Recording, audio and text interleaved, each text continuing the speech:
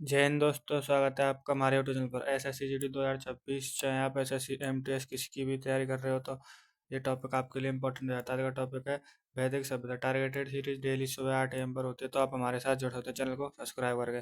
तो चलिए जानते हैं वैदिक सभ्यता के बारे में फुल डिटेल में। वैदिक सभ्यता, वैदिक शब्द बना होता है वेद, वेद से बना होता है। वैदिक शब्द वेद से बना होता है। वेद का अर्थ ज्ञान होता है, नॉलेज होता है। इसका अर्थ क्या होता है? नॉलेज। निर्माता कौन है? आर्य। क्वेश्चन सीधे सीधे आता है, वेद का निर्माता कौन है? आर्य। वेद का निर्माता कौन है? आर्य। आर्य शब्द का प्रयोग 1853 में मैक्स मूलर द्वारा किया गया था। क्वेश्चन बनता है, आर्य शब्द का प्रयोग किसके द्वारा किया गया था? तो मैक्स मूलर के द्वारा किया गया था। कब किया गया था? 1853 में किया गया था। 1853 में मैक्स मूलर के द्वारा आर्य शब्द का प्रयोग किया गया था। भाषा कौन सी भाषा? संस्कृत भाषा। संस्कृत भाषा में आर्य शब्द का प्रयोग किया गया था। हम्म, और वैदिक संस्कृति को दो भागों में डिवाइड किया गया था, ऋग्वैदिक काल और उत्तर वैदिक काल। ऋग्वैदिक काल 1500 तो 1000 BC तक है। उत्तर वैदिक काल 1000 से 600 BC तक है। ऋग्वैदिक काल में 10 मंडल में 1028 सूक्तियाँ, 10,532 इसमें ऋचाएँ हैं। प्राचीन अंश 2 से 7 तक है। नवीन अंश कौन से पढ़ता? पहला और दशा नवीन अंश है। New part first and 10th नवीन अंश है ऋग्वैदिक काल में नवीन अंश है। ऋग्वेद संहिता की रचना इसी काल में। तो क्वेश्चन सीधे सीधे उत्तर, ऋग्वेद संहिता की रचना कौन से काल में हुई है? तो ऋग्वैदिक काल में हुई है। यह सभ्यता मूलतः ग्रामीण थी। ऋग्वैदिक काल की सभ्यता कैसी थी? ग्रामीण थी। आर्यों का आरंभिक जीवन पशुचारण पर आधारित था। आर्यों का आरंभिक जीवन पशुचारण पर। क्वेश्चन ये, आर्यों का आरंभिक जीवन किस पर आधारित था? पशुचारण पर आधारित था।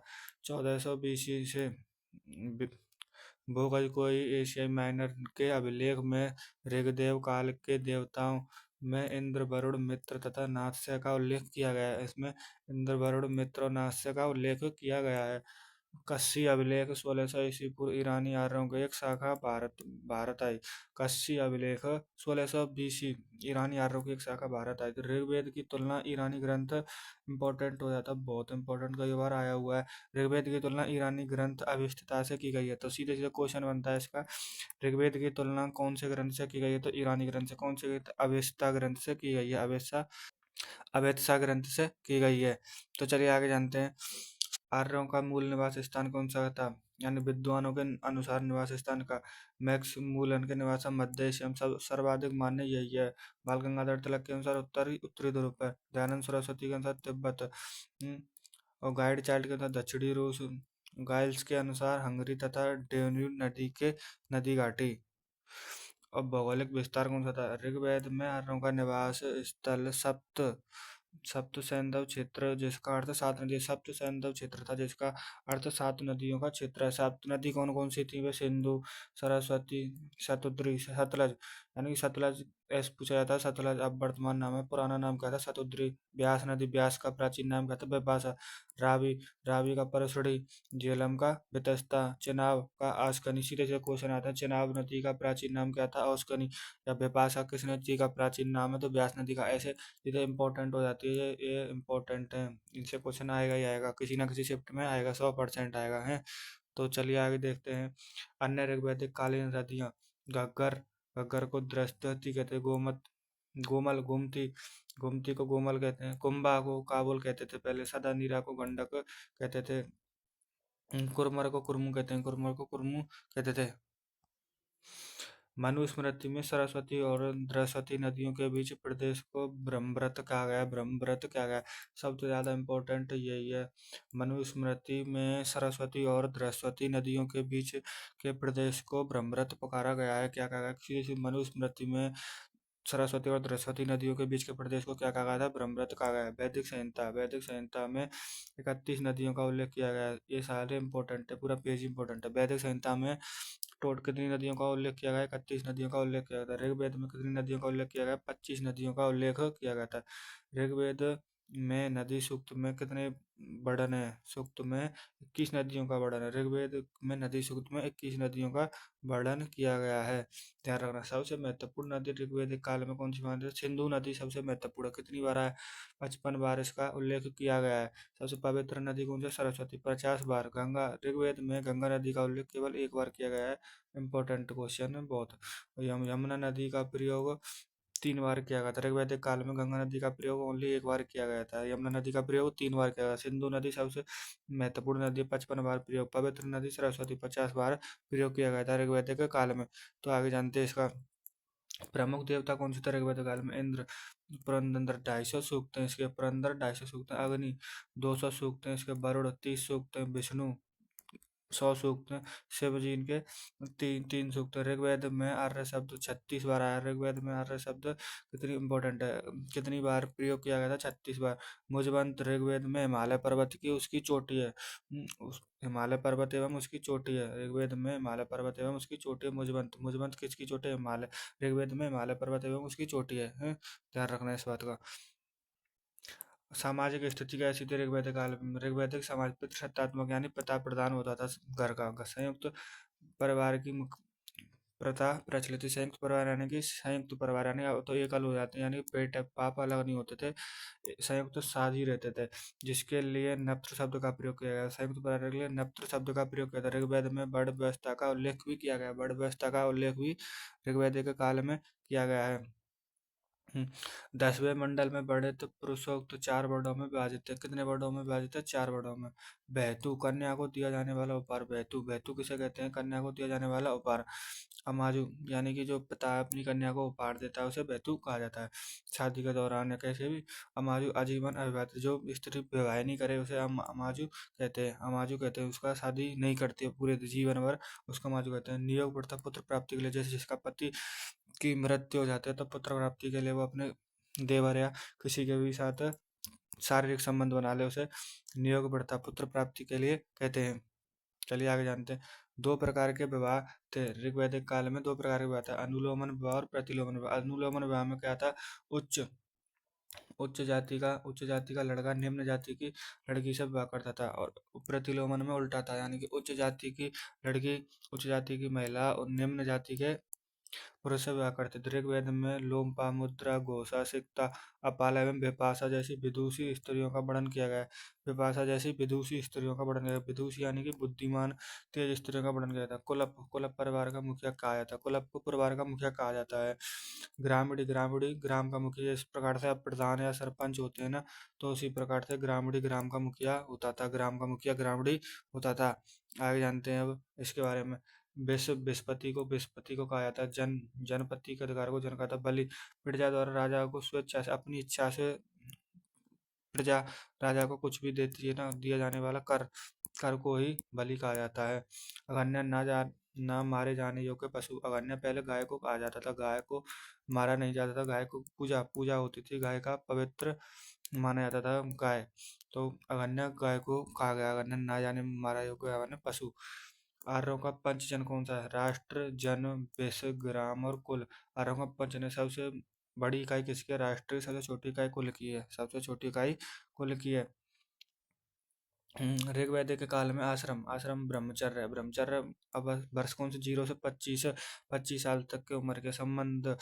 ज्ञान प्राप्ति यानी कि ज्ञान को प्राप्त करते हैं। गृहस्थ जीवन 25 से 50 साल तक गृहस्थ सांसारिक जीवन के बारे में बढ़।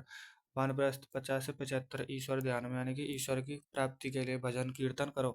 संन्यास 75 से 100 मोक्ष धाम में तपस्या करो, यज्ञ में लीन हो जाओ, हिमालय पर चले जाओ। उसका अर्थ यही है, सीधी सी बात है। अब आते हैं उत्तर वैदिक काल। उत्तर वैदिक काल 1000 से 600 BC तक। अध्ययन के महत्वपूर्ण स्रोत यजुर्वेद, सामवेद, अर्थवेद, ब्रह्मांड, ब्राह्मण ग्रंथ, उपनिषद, आर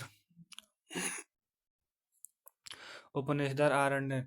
इस संस्कृति के लोगों का प्रमुख केंद्र मध्य देश, जिसका प्रसार मध्य देश में था। इसका प्रमुख केंद्र मध्य देश जिसका प्रसार सरस्वती नदी से लेकर गंगा के द्वार तक है। गंगा के द्वार।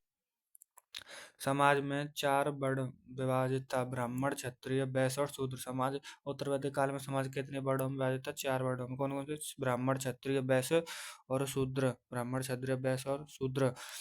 नो इंपॉर्टेंट नोट है, ब्राह्मण, क्षत्रिय, वैश्य तीनों को द्विज कहा जाता था। द्विज कहा है उत्तर वैदिक काल में, द्विज कहा जाता था। सीधे सीधे क्वेश्चन ही बनता है, ब्राह्मण, क्षत्रिय, वैश्य तीनों को उत्तर वैदिक काल में क्या कहा जाता है? द्विज कहा जाता था। या द्विज किसे कहा जाता है? ब्राह्मण, वैश्य, ऐसे भी क्वेश्चन बन सकता है। शतपथ ब्राह्मण में विदुषी कन्याओं का उल्लेख किया है। गार्गी, गार्गी, गंधर्व, ग्रहिता, मैत्रेयी, वेदवती काशकृत्स्नी विदुषी यानी कि पढ़ी लिखी और होशियार बुद्धिमान महिलाओं का वर्णन किया गया था। उत्तर वैदिक काल में गोत्र व्यवस्था स्थापित की गई थी। जिस प्रकार से अब जातियों में अलग अलग गोत्र होते हैं ना, गोत्र, तो उसी प्रकार से उत्तर वैदिक काल में भी गोत्रों की व्यवस्था की गई थी। गोत्र शब्द का अर्थ वह स्थान या समूचे कुल के गोधन को एक साथ रखा जाता है, एक साथ रहते हैं, यानी कि परिवार कुल सब एक साथ रहते थे। इस काल में आर्यों को चावल, नमक, मछली, हाथी, बाघ का ज्ञान था। उत्तर वैदिक काल में चावल, नमक, मछली, हाथी, बाघ आदि का ज्ञान था, आर्यों को ज्ञान था।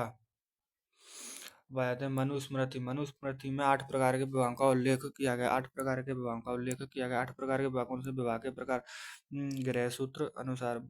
पहला है ब्रह्म विवाह, दहेज सहित उसी श्रेणी के पुरुष यानी कि सेम सेम कास्ट से विवाह करना दहेज देगा, सेम कास्ट से विवाह करना ब्रह्म विवाह कहलाता है। देव विवाह, यज्ञकर्ता पुरोहित के साथ विवाह, पुरोहित के साथ यानी कि पंडित पहले शादी कराते थे, तो वो उस घर की लड़की को उसके साथ विवाह करा देते थे पहले। इसको आर्ष विवाह, कन्या के पिता को वर पक्ष को एक जोड़ी बैल, यानी कि कन्या का पिता होगा उसको वर दूल्हा को लिए एक गाय और बैल देना होता। प्रजापति, बिना दहेज और बिना कन्या की कीमत, बिना दहेज और बिना कन्या की कीमत। आजकल पहले क्या होता था, कर यानी कन्या की कीमत, यानी कीमत बिना लगाए ही विवाह करना प्रजापत्य विवाह कहलाता है। गंधर्व विवाह, माता पिता की इच्छा के बिना वर कन्या गुप्त विवाह कर लेते हैं। गुप्त विवाह यानी कि लव मैरिज या कोर्ट मैरिज कर ले, बिना बताए घर से भागकर शादी कर लेते, गंधर्व विवाह कहलाता है। असुर विवाह, क्रय द्वारा कन्या का पिता से वर यानी कि पिता यानी कि लड़के वाला पिता लड़की के पिता को पैसे देगा तो उस लड़की को खरीद लेता था। इस प्रकार से असुर विवाह कहा गया था। इसको राक्षस विवाह, कन्या को बलपूर्वक अपहरण करके उसको अपने घर ले जाना, उससे शादी करना, ये राक्षस विवाह कहा गया है। पैचास विवाह, यानी कन्या को भगाकर जब वह अपनी चेतना में यानी कन्या जब भगाकर सोते हुए उसके साथ बेहोशी में मानसिक संबंध, शारीरिक संबंध बनाना, उसको जबरन से उसके साथ शादी करनी होती थी। ऋण, ऋण कौन कौन से थे इसमें? पितृ ऋण, ऋषि ऋण और देव ऋण। पितृ ऋण यानी कि पुत्र की प्राप्ति, ऋषि ऋण यानी कि ज्ञान की प्राप्ति, देव ऋण यानी कि देवता की प्राप्ति। हम्म, इंद्र के स्थान प्रजापति सृजन के देवता को सर्वोच्च स्थान मिला है। उत्तर वैदिक काल में इंद्र के स्थान प्रजापति के सृजन सृजन के देवता को सर्वोच्च स्थान मिला है। दो अन्य प्रमुख देवता, रुद्र पशुओं के देवता, शिव जी इनको कहा जाता है, शिव जी इनको कहा जाता है, महादेव को कहा जाता है।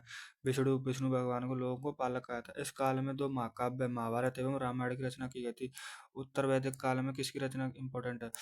महाभारत एवं रामायण की रचना किस काल में की गई थी? उत्तर वैदिक काल में की गई थी, इंपॉर्टेंट हो जाता है।